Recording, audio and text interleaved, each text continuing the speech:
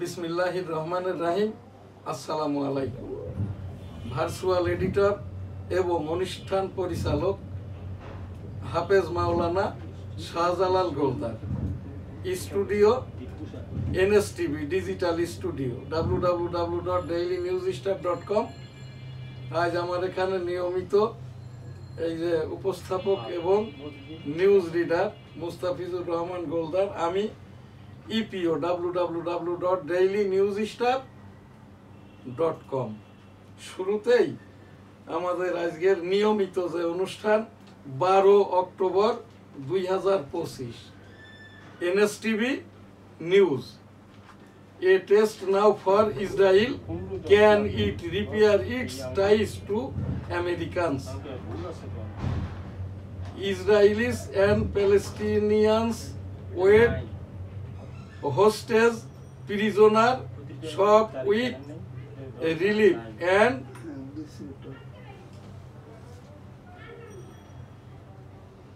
elation. Trump to travel to Israel for hostage release. এটা হচ্ছে ওই যে ট্রাম্প উপস্থিত থাকবেন ইসরায়েলে, যারা জেলখানায় হামাসের কাছে ওই আটক আছে তাদের ছেড়ে দেওয়া হবে আগামীকাল, টুমরো, এই যে Monday. Here's what left to be done in the Gaza ceasefire deal.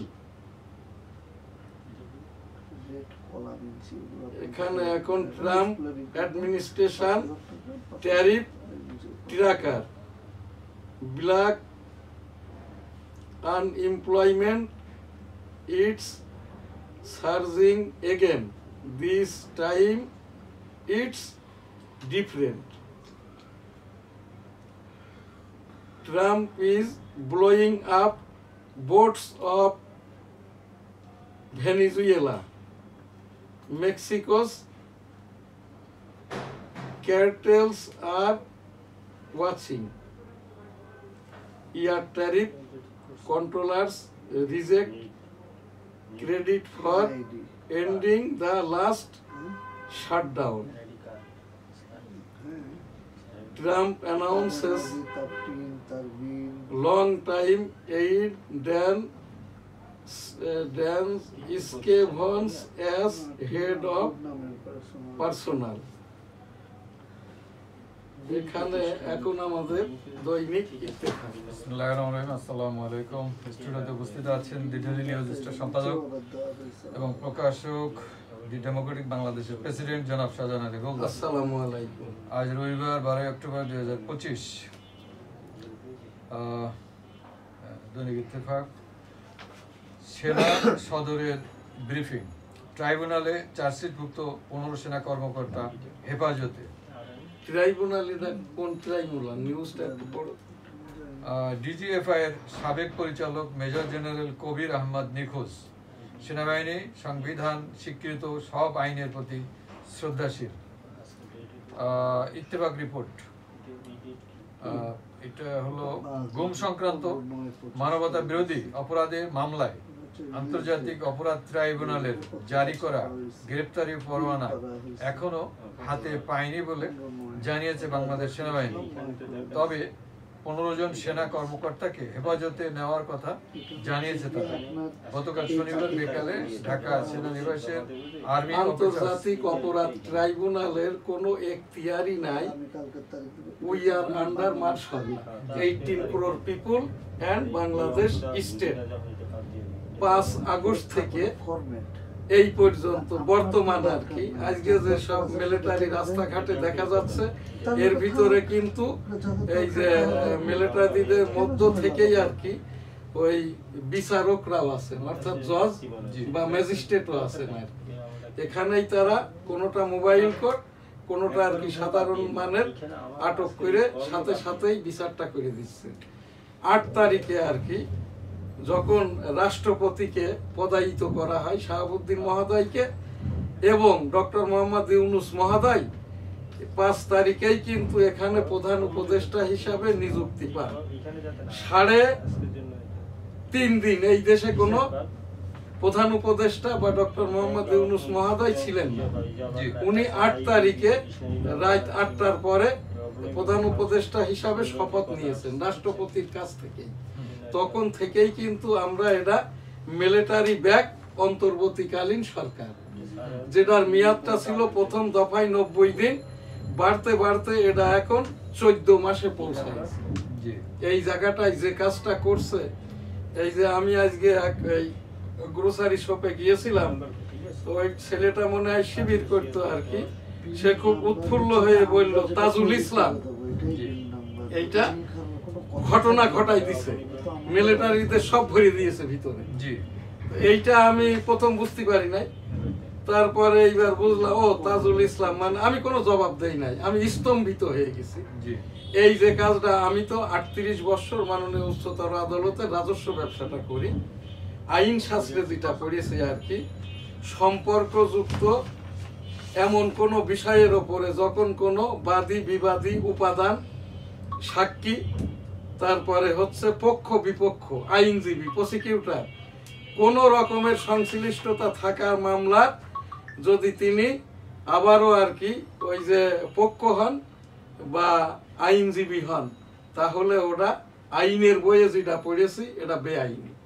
সেই হিসাবে তাজুল ইসলাম ইতিপূর্বেকার আর কি যুদ্ধ অপরাধীদের বিচারের জামাত ইসলামের পক্ষের আইনজীবী ছিলেন। তিনি এখন চিফ প্রসিকিউটর হয়ে বসে গেছেন। এটা চিফ প্রসিকিউটর হতে গেলে যে যোগ্যতাগুলো লাগে, তাজুল ইসলাম এবং তার যারা গণ, তার সাথে যেগুলো সহকারী রাষ্ট্রপক্ষের প্রসিকিউটর আছে, এর কেহই আর কি এই যে আন্তর্জাতিক অপরাধ ট্রাইব্যুনালের আইনজীবীর হওয়ার উপযুক্ত নন। সেই কারণে আর কি সেনাবাহিনীদের 15 জনের বিরুদ্ধে অভিযোগ হয়েছে। অভিযোগ আকারের প্রথম মামলাটা হতে হবে পুলিশি মামলা, ফৌজদারি মামলা। তারপরে এটা কোন দিকে যাবে, এটা কি ট্রাইব্যুনালে আসবে, নিম্ন আদালত নিষ্পত্তি করবে, না এটা উচ্চ আদালতে যাবে, এটাও কিন্তু আইনের বই থেকেই পড়েছি। এখানে যে কাজটা হয়েছে মিলিটারিদের উপরে 15 জনের উপরে, আর একজন যাকে পাওয়া যাচ্ছে না, এইটা কি তাহলে এই যে তাজুল ইসলামের বা অন্যান্য যারা, তাদের কাছে খোঁজটা নিলে পাওয়া যাবে? আমি এখান থেকে যেটা উপস্থাপনা করছি, মিলিটারিদের যেহেতু একটি ওই যে তাদেরও তো ট্রাইব্যুনাল আছে, আছে না, মার্শাল কোর্ট আছে না, তো যেহেতু উই আর আন্ডার মার্শাল্লাহ, তো এখানটাকে তাজুল ইসলাম যেহেতু ইন্টারফিয়ার করেই ফেলেছেন আর কি, তাজুল ইসলাম এখান থেকে অপরাধ ট্রাইব্যুনালের 2024 ছাত্র জনতা সরকারের অপরাধ ট্রাইব্যুনালের এই যে চিফ প্রসিকিউটর হওয়ার যোগ্যতাও হারিয়েছেন আইনগতভাবে। পুলিশের কাজটা, দারোগার কাজটা করার কারণে আর কি আমি একজন আইনজীবী হিসাবে আইনের বই থেকে পড়ে আমি এখানটাই এই বিষয়টা আর কি, এইটা 18 কোটি 17 লক্ষ জনগণের লক্ষ্যেই আর কি এনসিপি আমরা যারা করেছি, এই যে ছাত্র জনতার কাতার থেকে আমি এখানটাই আর কি এর ওপরেই এই বিষয়টা আমি জাতির কাছে অবগত করলাম। আর এইটা যদি তাজুল ইসলাম বেআইনি করে থাকেন আর কি, তাহলে মাননীয় প্রধান বিচারপতি বরাবর আমার এটা যেহেতু একটি রাষ্ট্রপক্ষ এই যে নিবন্ধিত আর কি www.dailynewsstar.com IPTV NSTV, আমি POM শাহজাহান আলী গোলদার মাননীয় প্রধান বিচারপতি মাননীয় রাষ্ট্রপতি সচিব বরাবর অভিযোগ আকারে, নিউজ আকারে, সংবাদ আকারে উপস্থাপন করলাম। ধন্যবাদ। প্রধান উপদেষ্টা ওয়ার্ল্ড ফুড ফোরামে যোগ দিতে রোম যাচ্ছেন আজ। আর এই কাজগুলো সেই ইতিপূর্বেকার খালেদা জিয়া, তারও আগে এরশাদ আন্দোলন যখন আর কি দাঙ্গা বাঁধে 89-90 সালের দিকে, তখন তো আমি ওই সর্বদলীয় সম্মিলিত ছাত্র জোটেরও আমি একজন অংশীজন ছিলাম। তখনই আমার এই যে ডেমোক্রেটিক বাংলাদেশ রাজনৈতিক সংগঠন, যখনই দেশের প্রধানমন্ত্রী, সরকার প্রধান এই দেশের বাইরে থাকেন, তখনই কিন্তু এই তৃতীয় পক্ষ যারা ম্যানুপুলেট করে আর কি, এদের বার্গাটা বাড়ে। এই যে ইউনূস মহোদয় রোম যাচ্ছেন কি কাজে জানো? World food forum. আমাদের মতো এইরকম একটা মধ্যবিত্ত দরিদ্র দেশের সরকার প্রধানকে দেশের এই রকম হযবরল অবস্থায় এই রকম অভিলাষী জি। কোন প্রোগ্রামে, তারপরে আবার এটা ইউরোপে, যে ইউরোপটা কিন্তু এখন এই যে ফিলিস্তিন স্বাধীনের মূল ভূমিকায়, ফিলিস্তিন রাষ্ট্র আজ স্বাধীন, তো এই জায়গাটাই আর কি এখন এই সময়টাতেই এখানটা আমি একজন এই দেশের নাগরিক হিসাবে, একজন দেশপ্রেমিক মুক্তিযোদ্ধা হিসাবে, যুদ্ধাহত মুক্তিযোদ্ধা হিসাবে আমি এখান থেকে এই যে 18,17,00,000 জনগণের কাছে আর কি, এটা আমার ভালো লাগে নাই, এই বিলাসিতা আমার ভালো লাগে না। আপনাদের ভালো লাগে কিনা সকলেই যদি একটু সোচ্চার হন ব্যক্তিগতভাবে, তাহলে কিন্তু আর এখানে আমার এই জায়গাটায় আরেকটি উপস্থাপনা, এই যে ডক্টর মোহাম্মদ ইউনূস মহোদয় তার ওই যে সম্মানী হিসাবে যে প্রতি মাসে প্রায় আজে বাজে ইত্যাদি খরচ সহ এখানটায় প্রায় 150 কোটি টাকার মতো ব্যয় হচ্ছে। আমার এই টাকার অংশ থেকে, এই যেরকম রোম যাচ্ছেন, আমার ট্যাক্সের টাকার অংশটা আমি এই জায়গাটাই ব্যয় করব না, কারণ এখানে আরো লস হবে। এখানে এসে ফর্মুলা দিবেন নানাবিধ রকমের। আমি 18 কোটি জনগণকে এটা অবগত করলাম মাত্র। ইতিমধ্যে আর কি উপদেষ্টাদের, কমিশনারদের, ডক্টর মোহাম্মদ ইউনূস মহোদয় এই 14 মাসে আর কি তাদের এই অপব্যয় মিটানোর জন্য প্রায় 12,000 কোটি টাকা ব্যয় হয়ে গেছে, যে কারণে এখন এই যে ঋণ খিলাপির পরিমাণ আগে তো ছিল $2.5 বিলিয়ন, এখন $6.5 বিলিয়ন ঋণ খিলাপি বাংলাদেশের এখন, মানে 3 গুণ হয়েছে 14 মাসে। সেইভাবে এই খরচও বেড়েছে আর কি। আগে এইরকম খরচটা 14 মাসে হয়েছে 350 কোটি টাকা, এই কি বলে 3,500 কোটি টাকা, এখন যে খরচটা হয়ে গেছে 12,000 কোটি টাকা। ধন্যবাদ। জুলাই সনদে স্বাক্ষরের জন্য সব দল নাম দিয়েছে। ফরসা হতে নকল ক্রিম ব্যবহারে ডেকে আনা হচ্ছে মরণ ব্যাধি। ইসরায়েলে বন্দিদশায় মানসিক নির্যাতন বেশি হয়েছে। শহীদুল আলম।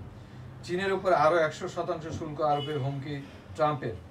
গাজায় ধ্বংস। বাংলাদেশের বীর হিসেবে শহীদুল আলম সাহেবকে, উনিও একজন ফটো সাংবাদিক, আমরা এখান থেকে এর আগেও তো জানিয়েছে, কৃতজ্ঞতা জানিয়েছে ইসরায়েল যে তাকে ছেড়ে দিয়েছে। আলহামদুলিল্লাহ, আলহামদুলিল্লাহ, আলহামদুলিল্লাহ। এই যে এখান থেকে শহীদুল আলমের মতো লোক মানবাধিকারের পক্ষে বিশ্বের থেকে হাজার হাজার মানুষ 11টি জাহাজে যাওয়ার কারণেই কিন্তু আজকে ওই বেঞ্জামিনরা বাধ্য হয়েছে, আমেরিকা নতজানু হয়েছে ফিলিস্তিনকে স্বাধীন রাষ্ট্র ঘোষণা দিতে। যে এই ফিলিস্তিনের ওপরে 1987 সাল থেকে কিন্তু আমি নিজে ব্যক্তিগতভাবে কাজ করছি। এই 2 বছরের ভিতরেও আমরা 200-এর উপরে ইস্তেগফার দুয়ার প্রোগ্রাম করেছি। আস্তাগফিরুল্লাহ, রব্বুল আলামিন ফিলিস্তিন কবুল করে নিয়েছেন। যারা এই যে মৃত্যুবরণ করেছে, খুন করেছেন বেঞ্জামিনরা, তাদেরকে জান্নাত দান করুন। যারা অসুস্থ দূরতলায় সুস্থ করে দিন। এই বেঞ্জামিন নেতানিয়াহু সহ ওই ইহুদিদেরকে, ওই যে ইহুদি রাষ্ট্র ইসরায়েলে 20 লক্ষ মুসলমান আছে আর 82 লক্ষ এখানটায় ইহুদি, যার ভিতরে 60 লক্ষ জায়ানিস্ট ইহুদি আর ওই সেই 20 লক্ষ হচ্ছে মুসা আলাইহিস সালামের কওম। এই যে মুসা আলাইহিস সালামের ভাই সুলাইমান আলাইহিস সালামের লাল গরুর পূজারী ইহুদি আর কি। সেই ইহুদিদেরকেও শেষ পর্যন্ত আর কি হেদায়েত দান করুন। আস্তাগফিরুল্লাহ, আমিন। গাজায় ধ্বংসস্তূপে মিলছে একের পর এক মরদেহ। দলগুলোকে গণভোট করার দায়িত্ব কে দিয়েছে? আমির খসরু। শান্তিতে নোবেল জিতে ট্রাম্পকে উৎসর্গ করলেন মাচাদো, ট্রাম্পও খুশি। আওয়ামী লীগ আমলে গুম খুন। না, ট্রাম্প খুশি হওয়ার কারণ কি, ওই যে নোবেল যে পেয়েছে মারিয়া আর কি, এও কিন্তু এক সময় এই যে ট্রাম্পের কাছে গেছিল। এ তো এটা ভেনেজুয়েলার না, এটা হ্যাঁ ভেনেজুয়েলা, হ্যাঁ। তো এ ছিল বিরোধী দলীয় নেত্রী। তো ওই ট্রাম্পের কাছে যাওয়ার পরে এই নোবেল পাওয়ার আগ পর্যন্ত এই ডোনাল্ড ট্রাম্পের সে বলে আসছে আর কি, যদি শান্তিতে নোবেল হয় আপনিই পাবেন। তো যখন তাকে দেওয়া হয়েছে এই মারিয়াকে, তখন আর কি ডোনাল্ড ট্রাম্পকে ফোন করছে আর কি। ডোনাল্ড ট্রাম্প তখন বলেছে, আমার নোবেলটা কেন পাই নাই, ফেব্রুয়ারি মাসে এইটার ওই নোবেলের যাচাই বাছাই শেষ হয়ে গেছে, আর আমি পরিপূর্ণভাবে ক্ষমতাটা টেক করেছি এই যে মার্চ মাসে। যেই কারণে এই ডোনাল্ড ট্রাম্প এখানে আর বলে নাই যে এবার পাই নাই 26-এ পাবো। হ্যাঁ, এইটা তাহলে তার অযোগ্যতা প্রমাণ হয়। এই জায়গাটাই দেখলাম যে ডোনাল্ড ট্রাম্প একটু মানে অরিজিনাল ঘটনাটাই বলছে, এর আগে তো সব ওই নানাবিধ কথা বলে। আওয়ামী লীগ আমলে গুম খুন অপরাধী যত প্রভাবশালী হোক আইনের আওতায় আসতে হবে, মামুনুল হক। না না, মামুনুল হক কি এখন ওই যে র্যাবের ডিজি হয়ে গেল? ওনার কথাই তো মনে হচ্ছে। না না, এ তো এর বাপ হইলো ওই যে সাইকুল হাদিস খ্যাত আজিজুল হক। আমরা বঙ্গসেনা তাড়ানোর আন্দোলন করেছি, আমি একজন বঙ্গসেনা তাড়ানোর ওই যে নিরস্ত্র সৈনিক। আমরা ওই লাঠি, মাটির ডেলা ইত্যাদি দিয়েই, গোলতিবার দিয়েই কিন্তু সেই বঙ্গসেনা তাড়িয়েছি। আমার বাড়িটা বেনাপোল সিটির গোলদাস সিটিতে, যে বেনাপোল সিটিটা ওই যে সাদিপুর বেনাপোল যেটা রণাঙ্গন, এই পর্যন্তই কিন্তু বেনাপোল সিটি কর্পোরেশন। ওই সিটি কর্পোরেশনের যে জায়গা দিয়ে 450 ল্যান্ড ট্যাঙ্কার ঢোকে, জায়গাটি আমার নানার। এখন আমাদের এই মামুনুল, বাবারে তোর বাবার কাজটা তুই কর, এইটা এই রকমটা করিস না, হাদিস কুরআন নিয়ে খেলিস না। আল্লাহ তাআলার লানত কিন্তু এটা মহা লানত। এইটার এই যাদেরকে গালিগালাজ করছো, এরা যদি মুসলমান হয়ে যায়, এরা যদি ভালো হয়ে যায়, এইটা আর তোমরা এইটা বলবা আওয়ামী লীগরা মানুষ না, এইগুলো বলো না। তোমার বাবার আর আমরা পিরালি কলিগ। এই জায়গাটাই তোমার কাজটাই তোমরা করো। কয়টা লোক, কয়টা ভোটার তোমাদের আছে, একটা তালিকা প্রকাশ করো। আর এই যে কওমি মাদ্রাসায় আমার ছেলে মেয়ে নাতি নাতনি দিয়ে ডজনের ওপর লেখাপড়া করে। অন্যতম তোমার একজন সৈনিক সুলাইমান, আমার নাতি ছেলে। এইগুলো করো না আর কি, এইগুলো করো না। তোমার যে কাজটা তোমার বাবা দিয়ে গেছে, হয় পীরগিরি করো, নাই মাওলানাগিরি করো, আর তা না হলে রাজনীতি করো। তাহলে তোমার এই রাজনৈতিক দল ঘোষণা দাও, আমি মামুনুল বাংলাদেশের একটি রাজনৈতিক দলের রাজনৈতিক নেতা। ধন্যবাদ। ছুটির দিনেও আবাসিক হল ও মেসে চলছে প্রচারণা রাকসু নির্বাচন। চট্টগ্রাম মেডিকেল কলেজ হাসপাতাল, মেঝেতে 1300 রোগী, 951 চিকিৎসা সরঞ্জামের মধ্যে অধিকাংশ অচল। বৈশ্বিক চাকরির বাজারে 83 দেশের মধ্যে 61তম Bangladesh. QS world future deals index প্রতিবেদন। উপদেষ্টাদের সেফ এক্সিটের দরকার নেই, জাতির আছে। উপদেষ্টাদের সেফ এক্সিটের দরকার নেই, জাতির আছে। আসিফ নজরুল। লাব্বাইক আল্লাহুম্মা লাব্বাইক, লাব্বাইক লা শারীকা লাক লাব্বাইক, ইন্নাল হামদা ওয়ান নিয়ামাতা লাকাল মুলক লা শারীকা লাক। রব্বুল আলামিন পাক পরওয়ারদিগার বিশ্বের সকল মানুষকে একবার করে হজ উমরা করার তৌফিক দান করুন, আমিন। আমাদের বাংলাদেশ থেকে সৌদি আরব যে প্লেন ভাড়া সহ থাকা খাওয়া ইত্যাদি এভরিথিং মিলে 1,90,000 টাকা খরচ হয়। এবারের হজ প্যাকেজ 5 লক্ষ টাকা। সরকারিভাবে জিও আকারে 50%, 2.5 লক্ষ টাকা করে ভর্তুকি দিলেও গভর্নমেন্টের প্রফিট থাকবে 60,000 টাকা। আমি এখান থেকে এই উপস্থাপনাটা করছি। 1,27,000 যে ইলিজেবল হাজি সাহেব, হাজি সাহেবানরা, এর প্রায় 90 ভাগই হচ্ছে গ্রামগঞ্জের এখানকার আর কি, এই যে দরিদ্র মানুষজন। তো এই জায়গাটাই আর কি, যদি গভর্নমেন্টের আকারে 50% জিও দেওয়া হয়, অধিকাংশ মানুষই স্বাচ্ছন্দ্যে হজটা করতে পারে। রাব্বুল আলামিন পাক পরওয়ারদিগার আস্তাগফিরুল্লাহ, আমাদের এই সরকার ব্যবস্থাকে এইটা একটু বুঝদান করুন, আমাদের এই দোয়াকে কবুল করে নিন। আস্তাগফিরুল্লাহ, আমিন। 1971 সাল মুক্তিযুদ্ধ। জিয়াউর রহমান সাহেব 1971 সালের 27 মার্চ চট্টগ্রাম অস্থায়ী বেতার কেন্দ্র থেকে যে ঘোষণাটি দিয়েছিল, সংক্ষেপ আকারে আমি ইংরেজিতে এইভাবেই করে নিয়েছি আর কি। এটা কেন বলি, দেশ বিদেশে আমাদের নতুন প্রজন্ম অনেকেরই জানা নাই যে এই দেশের রাজাকারী, এই যে দেশ বিরুদ্ধ যুদ্ধ করে নাই, তখন ছিল মুসলিম লীগ। মুসলিম লীগের যারা পিস কমিটি চেয়ারম্যান মেম্বার আল বদর আল শামস, রাজাকাররা ছিল পাকিস্তানি মিলিটারিদের মিলেশিয়া বা আনসার।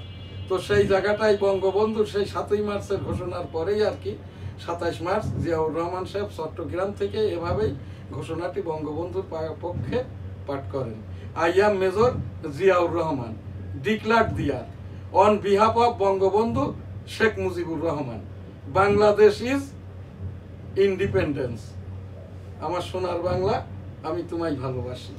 এখন আমাদের যেটা শেষ প্রোগ্রাম, এখানে ওই যে এই কাকরাইল বাইতুল মুকাররম, এখানে কোনো স্থায়ী খতিব, স্থায়ী পেশিমাম নাই। এখানটায় আর কি স্থায়ীভাবে